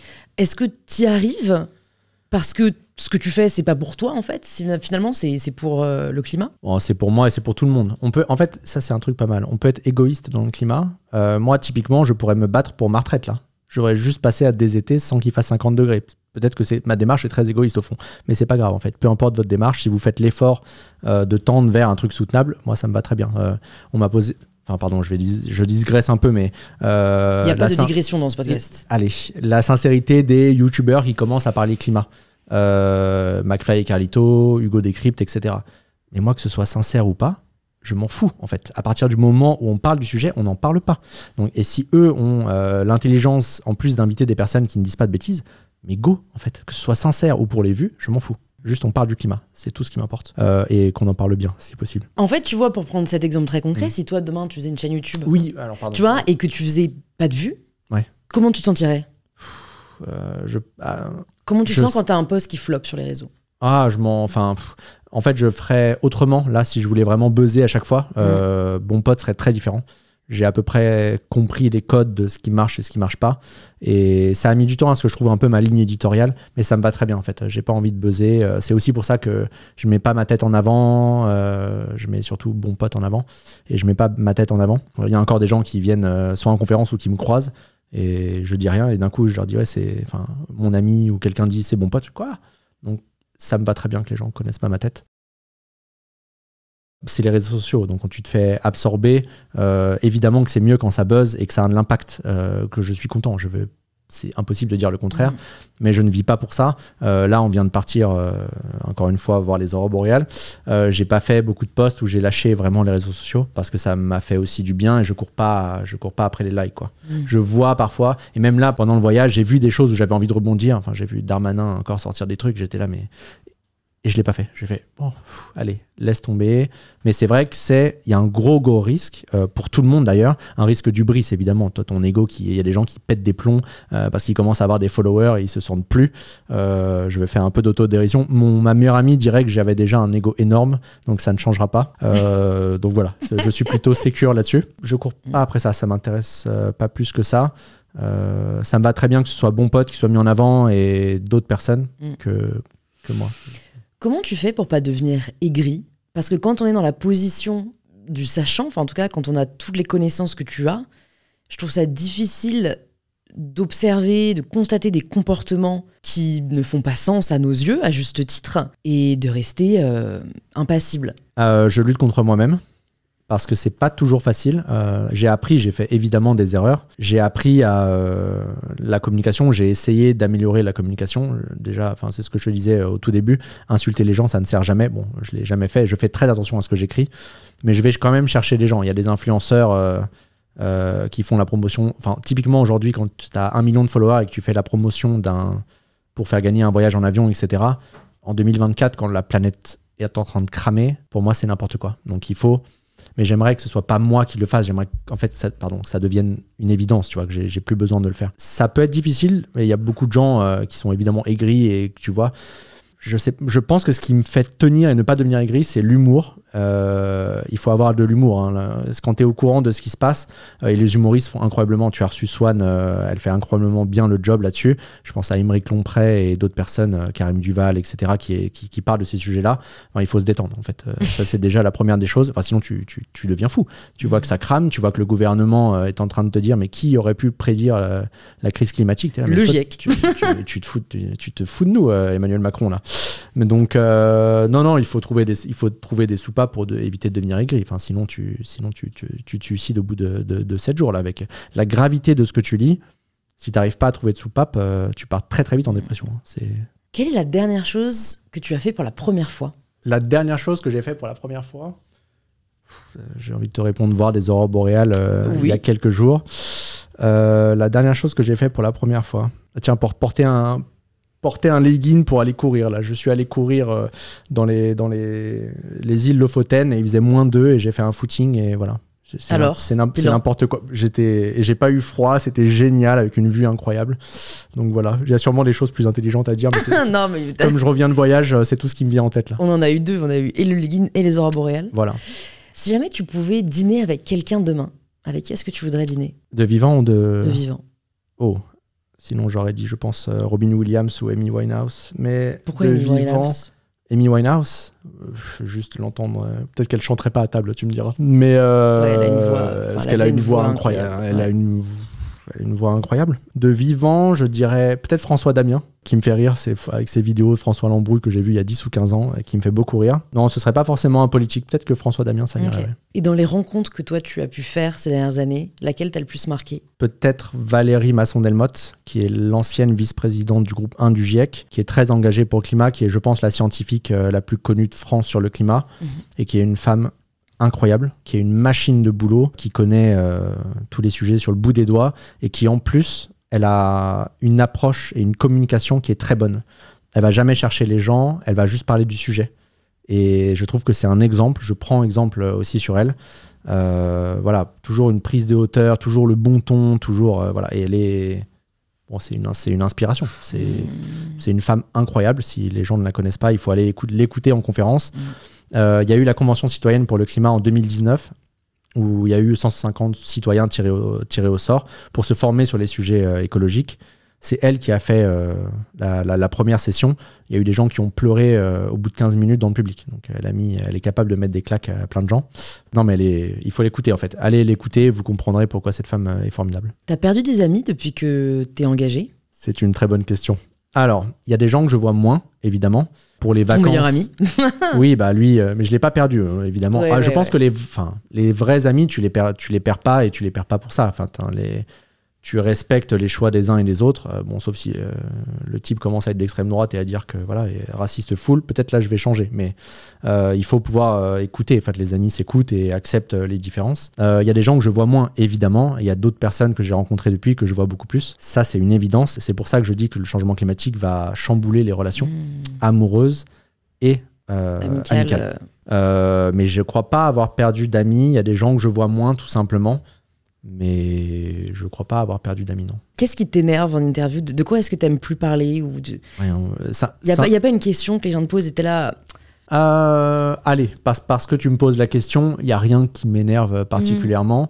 Mais peut-être quand on réduit le travail de bon pote à c'est le sniper des réseaux sociaux, etc. Je suis un peu présenté comme ça. C'est vrai que t'as un surnom, le sniper de LinkedIn. Non mais c'est vrai? Ouais. Dans les recherches qu'on a faites. D'accord. Si je t'apprends, bah voilà. Après, c'est chouette. Non bah, c'est valorisant. On t'appelle pas la couille molle de LinkedIn, tu vois. Oui, mais je sais pas si c'est valorisant, mais en revanche, on cantonne mon travail. Sincèrement, mes commentaires sur LinkedIn, ça me prend 3 minutes. Je préférais qu'on parle des articles qui me prennent 100 heures de boulot que quand je viens de sniper, je sais pas, Elisabeth Borne qui vient de dire une connerie, en gros. Ouais. Mon travail passe par autre chose, le fond. Mais évidemment, les gens vont s'attacher sur la forme, etc. et dire il est agressif ou il va chercher les gens, etc. Mais enfin, regardez le fond du travail, en fait. Et ensuite, juger. Pourquoi tu mets pas tes articles sur LinkedIn ? Je les mets. Ah, tu les mets aussi ? Il y a une page Bon Pote, tu as dû regarder Thomas Wagner, mais il y a une page Bon Pote, je sais plus, 190 000 followers, un truc comme ça. Bien sûr. LinkedIn est un réseau important. Et surtout un réseau comparé à Twitter qui est dépolitisé. Ça commence à changer, mais le climat n'existait pas trop il y a 3 ou 4 ans. Et en discutant avec des gens qui travaillent chez LinkedIn, on a plusieurs personnes, dont Jean-Marc Jancovici, que tu as déjà reçu, imposé entre parenthèses le sujet. Donc aujourd'hui, après il y a les bulles de fil, donc il faut faire attention. Mais le climat aujourd'hui est incontournable. Enfin, tout le monde en parle, y compris les bullshitters d'entreprise. Tout le monde est vert sur LinkedIn. Tout le monde est beau, tout le monde est vert, nanana. Puis il y a 2-3 personnes comme moi qui disent, bon, toi t'es pas si vert que ça, mais... C'est en train de se politiser LinkedIn dans une moindre mesure. Et c'est pas le cirque qu'il y a sur Twitter typiquement. Mais ça change un peu. Mais même Instagram change. Je pense qu'il y a des choses qui passaient avant qui commencent à moins passer. Ouais. Typiquement les posts où ça foule surconsommation, Chine, etc. Avant, il y avait rien. Aujourd'hui, même quand j'arrive après, il y a déjà des dizaines, voire des centaines de commentaires. Les gens vont lui dire « Ouais, ça, c'est pas terrible. » Et pour l'avion, et pour la surconsommation, et le shopping que tu viens de faire, etc. Donc, ça commence à changer. Et moi, mon but, et dans mon monde idéal, à nouveau, ce serait que les personnes changent naturellement sans qu'il y ait besoin de leur dire « Là, c'est pas terrible ce que tu fais. » 1. Et 2, tu as une possibilité de shitstorm derrière. Parce que ça va... Plus les gens vont prendre conscience, plus malheureusement, et c'est inévitable, vont aller chercher des ennemis, etc. Ou des responsables, pardon. Je n'ai pas envie de ça et j'ai pas que ça à faire en plus. J'aimerais pouvoir qu'on en discute en amont, et je discute déjà avec plein d'influenceurs, influenceuses, des gens qui partent de zéro en fait, mais même que tu aies 10 followers ou 1 million, il y a certaines personnes qui viennent me parler, on discute. Et voilà, si tu as besoin d'infos, je suis toujours dispo pour ça. Oui, mais c'est ça qui est difficile, je trouve, dans ce que tu disais juste au début de ta phrase, à savoir, dans mon idéal, j'aimerais que finalement ces personnes-là changent naturellement. Je pense que c'est très dur de changer quand tu ne sais pas. D'où l'importance de faire de la prévention, de partager au maximum l'information, de renforcer les cours sur le sujet, tu vois, au primaire et au collège. Mais en fait, je trouve ça difficile Enfin, moi, j'ai toujours de garder cette bienveillance en tête quand je vois en effet des hauls de marques de fast fashion, parce que vu que c'est mon sujet avec ma marque responsable, tu vois, à chaque fois, ça me tend. Mais en fait, je garde en tête qu'elles, parce que c'est souvent des femmes, elles font du mieux qu'elles peuvent avec ce qu'elles ont, quoi. Alors, ça m'intéresse de savoir quelle est ton approche. Tu parles de personnes qui font la promotion de ça. Tu parles des marques directement ou des personnes Non, je parle des... Bah, tu sais, t'as des... C'est même pas... Enfin, c'est des créatrices de contenu, mais qui n'ont pas forcément des énormes communautés. Mais tu vois, sur TikTok, des filles, que ce soit des Françaises ou des Américaines, qui vont avoir une petite communauté et qui vont te faire un haul de toutes leurs nouvelles pièces. Un unpacking, j'ai oublié comment ça s'appelle. Un unboxing, ou un try-on, tu vois, de Chine ou de Cider, une autre marque qui fait vachement de pub sur TikTok. Bah, en fait, oui, moi, à chaque fois, ça me fend le cœur et je me dis, mais est-ce que vous savez à quoi vous contribuez ? Est-ce que vous savez que les personnes, que si toi, tu n'as pas payé le prix, c'est que quelqu'un d'autre le paye à ta place ? Yes. Mais... en fait, je peux pas les blâmer si elles n'ont pas l'info, quoi. En fait, il y a la voir et la comprendre, tu vois. Elles ont peut-être vu passer des articles sur les Ouïghours, mais tant que t'as pas... Enfin, en fait, c'est plus tu sais, plus t'es convaincu. Et c'est que tu es cet extrêmement bon exemple, tu vois. Tu as un niveau de connaissance bien supérieur au mien, ce qui explique, du coup, que ton engagement soit là où il est, tu vois. Et par exemple, moi, sur la mode responsable, je suis très au courant. J'ai une marque de mode responsable, donc je connais tout ce qui se passe dans les usines, les matières, leur impact, etc. Que ma propre sœur revienne à la fois avec un sac Zara. Enfin, tu vois, je me suis dit, mais qu'est-ce que j'ai raté ? mais parce qu'elle-même n'a pas les connaissances que moi, j'ai emmagasinées. Et tu lui dis ? Bah oui, je lui dis. Ok. Ça a changé. Non, mais je lui dis, mais c'est quoi ton approche pour l'exemple ? Est-ce que l'exemplarité est hyper efficace ? Mais c'est quoi ton approche en général ? Écoute, je sais qu'elle a regardé les vidéos YouTube que j'ai fait sur le sujet. Et en fait, tu vois, c'est marrant, ça m'a aussi, son exemple m'a fait réaliser que l'engagement peut être aussi très contextuel. C'est-à-dire que quand elle était à Paris, donc c'est elle qui est partie à New York, quand elle était à Paris et qu'elle vivait, on vivait ensemble, on se voyait très souvent, elle regardait mes vidéos, etc. Elle était vachement là dans une démarche. Oh regarde Louis, j'ai acheté ça en vintage. Oh tiens, j'ai trouvé ça en fripe. Et comme tu dis, sans que j'ai forcément à partager quoi que ce soit, l'exemplarité et les vidéos ont fait que. Et depuis qu'elle est partie aux États-Unis, donc ça fait 1 an et demi, désolé Camille, je t'affiche un peu, mais on t'aime quand même, et que du coup, on se voit beaucoup moins, que même moi je fais moins de contenu sur ce sujet-là, qu'elle a ses potes qui aussi l'entraînent pour aller faire du shopping, etc. Tu sens qu'elle s'est un peu assise aussi sur ses convictions, mais parce que elle n'a pas les connaissances que, tu vois, moi j'ai en ayant lu sur le sujet des heures et que toi tu as aujourd'hui, tu vois. Il y a une phase de... Bon, déjà là, c'est la pression sociale, c'est ce que je te disais tout à l'heure. Quand tu es en groupe et que tu as 5 personnes qui vont aller faire du shopping, toi tu restes chez toi. Ou les convictions, oui, et il y a toujours une limite à ça. Y a des gens qui sont un peu extrémistes, comme moi peut-être, mais bon, mon cas n'est pas une généralité. Et ce que tu disais aussi, l'information vraiment ne suffit pas, parce qu'après tu as d'autres mécanismes qui se mettent en place, typiquement le déni. Tu as des gens qui vont avoir l'information et qui vont mettre ça sous le tapis et qui ne vont pas changer. Hyper intéressant, j'ai demandé des témoignages, là, je suis en train de le préparer, de gens. Le titre de l'article va s'appeler « Je me fous du changement climatique ». Et donc, les conditions, c'est je suis au courant du changement climatique, je connais très très bien les conséquences, mais je continue à vivre comme je veux. Et je pense qu'il y en a beaucoup qui connaissent très bien les conséquences et qui s'en foutent. L'exemple que j'ai en tête, c'est un scientifique du climat. D'accord. Donc lui, en l'occurrence, il connaît mieux que personne le sujet, et bien mieux que moi. Lui, il continue à prendre ses vacances en Italie. Il part en avion, tu vois. Tu peux le faire en train, mais il part en avion, aller en Grèce, etc. Pendant que ça brûlait, tu vois, il était là et lui, là, je vais trahir la personne, mais publiquement. Mais il continue en tout cas à prendre l'avion, etc. Alors qu'il sait, il est au courant. Mais moi, ce que ça me fait dire, en fait, je préfère, et j'adore, je vais pas aller jusque-là non plus, mais j'adore les personnes qui disent la vérité et qui en fait ne s'en cachent pas.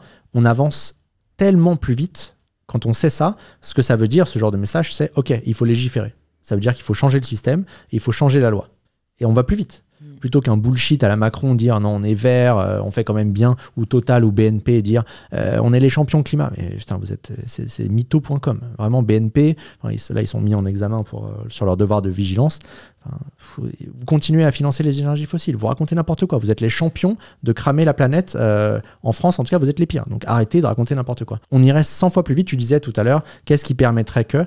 Mais dire la vérité. Vraiment, si les entreprises, ça n'arrivera jamais ce que je te dis, mais si les entreprises et les politiques disaient, bon, la situation est critique, voilà ce qu'on a devant nous, réfléchissons tous ensemble, comment on va faire. Et franchement, il y a tellement de personnes intelligentes en France, et en France et dans le monde, pardon, mais au moins pour le cas français, on trouvera des solutions. Et on les a, les solutions. Le pire, c'est qu'on a les solutions. Et on a l'argent en France. On n'a aucune excuse. Aucune excuse. Mais bon, il y a un gouvernement, il y a des gens qui veulent le pouvoir. L'opposition n'est pas forcément très très bonne et parfaite tout le temps. Donc vraiment, il faut... Voilà, il y a du changement, il y a du boulot sur la planche. Moi, je continue à bosser pour ça. Mais bon, voilà. Quelles sont les solutions ? Les solutions sont politiques. Donc la première des choses, c'est vraiment de comprendre qu'il faut se battre politiquement pour obtenir la gain de cause. Les solutions, elles sont en fait, il faut prendre par secteur en France. Quels sont les secteurs ceux qui émettent le plus? Typiquement, les transports en France, c'est plus de 30% des émissions. Donc on prend tous les transports, tous les secteurs en même temps. Mais le plus gros, les transports. La voiture, ok, on fait quoi avec la voiture? Il faut qu'on prenne les ordres de grandeur. Il y a environ 40 millions de voitures individuelles en France. Il faut que ce chiffre baisse. Et parmi les solutions, il faut passer les voitures, parce qu'on ne va pas passer à 0 voiture en 2050, ça n'arrivera jamais. Il faut passer des voitures thermiques aux voitures électriques. C'est sourcé. Scientifiquement, on est sûr, il n'y a pas de doute. La voiture électrique est le sujet où il y a le plus de désinformation en France. C'est pour ça que j'insiste. J'ai même fait un article. Donc il y a un article clé sur Bon Pote sur la voiture électrique. Qu'est-ce que tu n'as pas fait comme article? Écrit par Aurélien Bigot, qui est un chercheur sur le sujet. On y a passé beaucoup de temps. L'article est nickel. C'est pas moi qui l'ai écrit, donc je fais la pub d'Aurélien. Et moi, je me suis occupé de la désinformation sur le sujet parce qu'il y a énormément de désinformation sur la voiture électrique. Donc vraiment, si vous voulez vous documenter sur ce sujet-là, allez lire l'article. Vraiment, il est béton.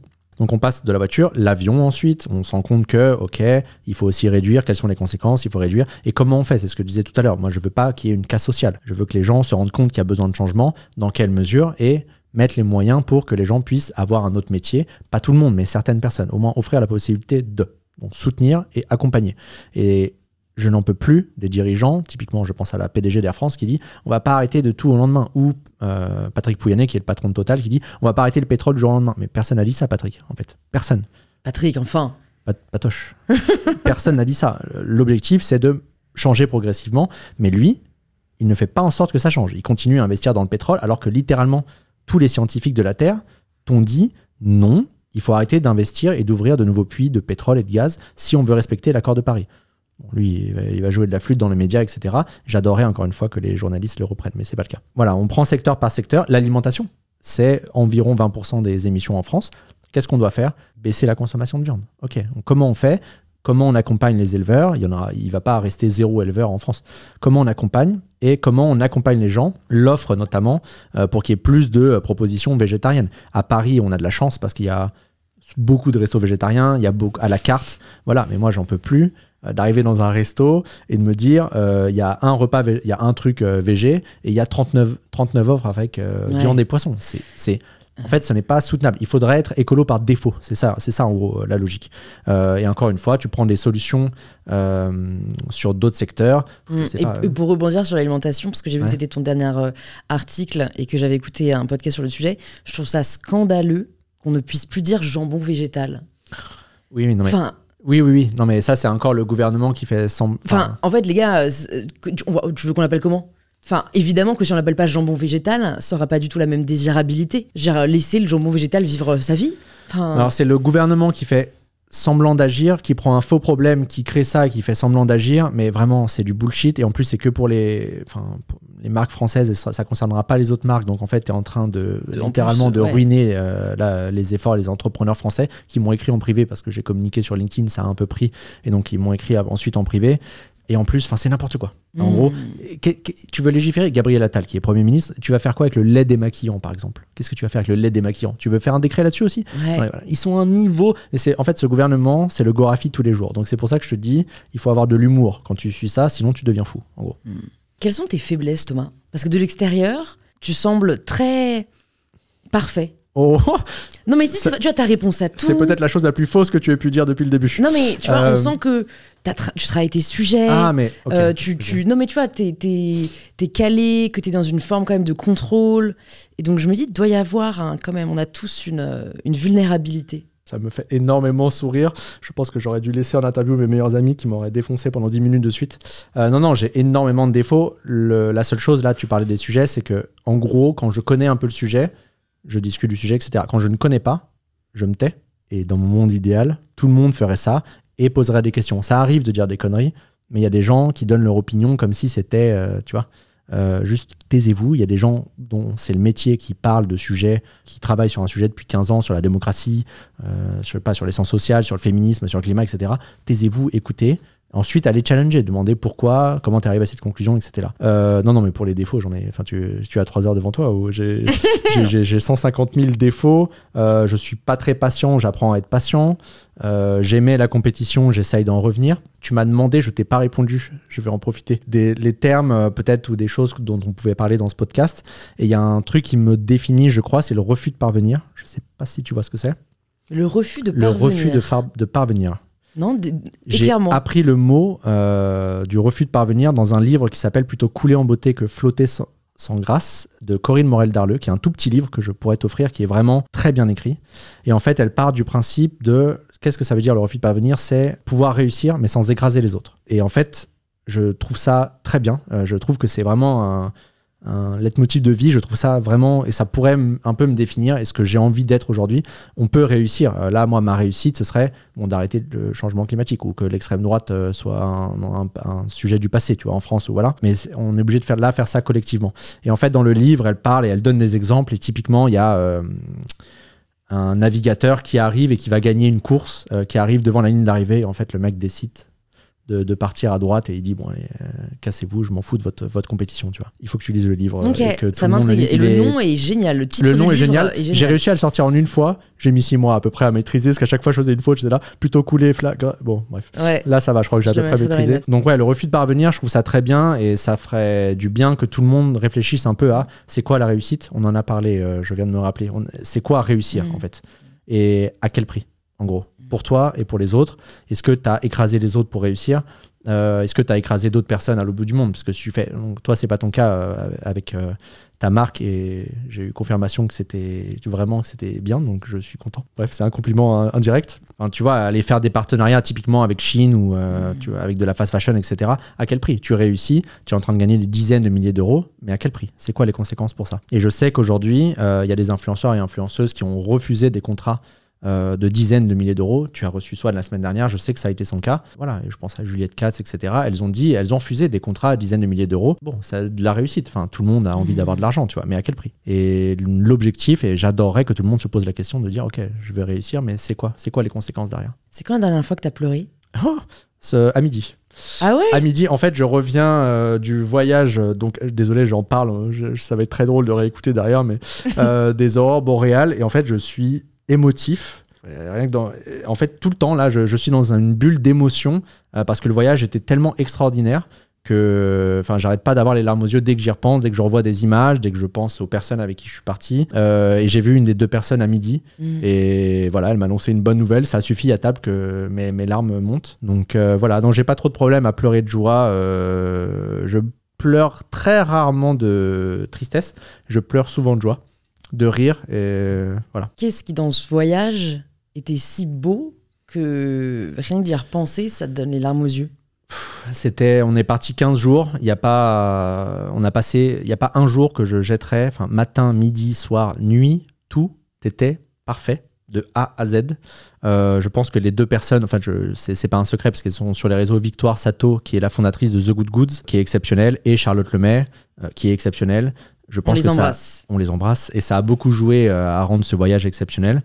Mais en fait, j'ai envie de dire, je recommande à tout le monde d'aller voir les aurores boréales. Ce truc, moi j'en rêvais, mais ça m'a procuré, j'ai toujours pas le mot pour expliquer ce que ça m'a procuré. C'est un niveau de joie incroyable, donc il faut aller voir des aurores boréales. J'ai 3 dernières questions pour toi. Si tu avais une ressource, que ce soit un livre, un film, un podcast, qui t'a particulièrement touché, que tu aimerais recommander aux personnes qui nous écoutent, qu'est-ce que ce serait? Alors, je vais répondre en 2 temps, je vais tricher. Je vais faire un peu d'autopromo. Alors, le livre qui m'a le plus touché sur ces 3 dernières années, c'est Où va l'argent des pauvres, de Denis Colombi, qui est sociologue. Et moi, ça m'a mis une bonne claque parce que j'ai pas du tout grandi. J'ai grandi un peu dans un univers de famille de droite. Et ça m'a mis une belle claque sur beaucoup de préjugés que j'avais. Typiquement, pourquoi les gens ou des SDF, ils vont prendre leur argent et s'acheter des cigarettes et de l'alcool.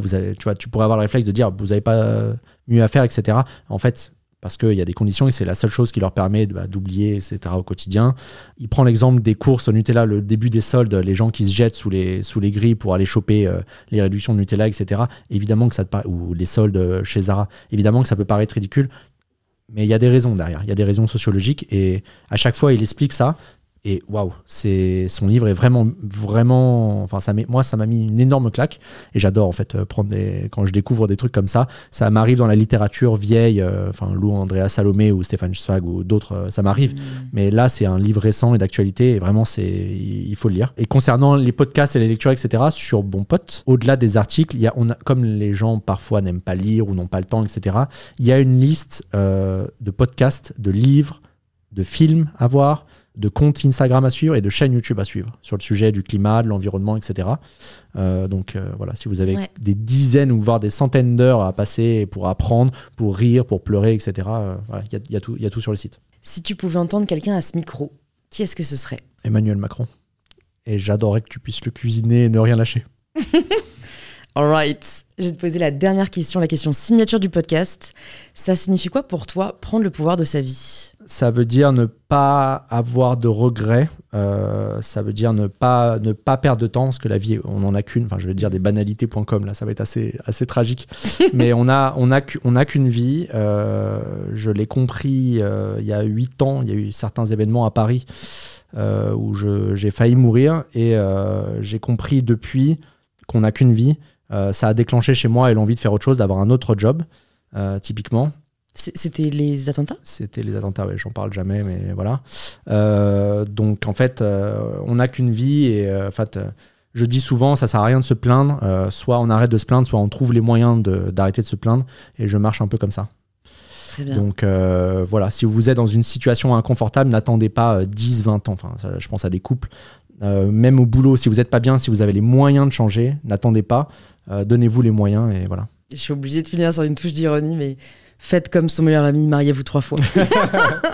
C'est ça. Merci Thomas. Écoute, c'était hyper chouette. J'avais envie, tu vois, à la fois qu'on aborde évidemment le sujet du climat, mais j'avais pas envie que tu dises que tu dis déjà partout et ce qui est déjà très bien référencé sur Bon Pote. Donc je trouve qu'on a trouvé un bon équilibre entre un peu de nouveauté et quand même voilà, l'essentiel de ta pensée pour peut-être celles et ceux qui ne la connaissaient pas. Donc maintenant, pour toutes les personnes qui sont encore là et qui veulent en savoir plus sur toi, sur ce que tu fais, où est-ce que tu veux qu'on les redirige? Alors sur le site Bon Pote, évidemment, parce que c'est là qu'il y a le contenu. Sur les réseaux sociaux, tous les réseaux sociaux, il y a Bon Pote, Twitter, LinkedIn, Instagram.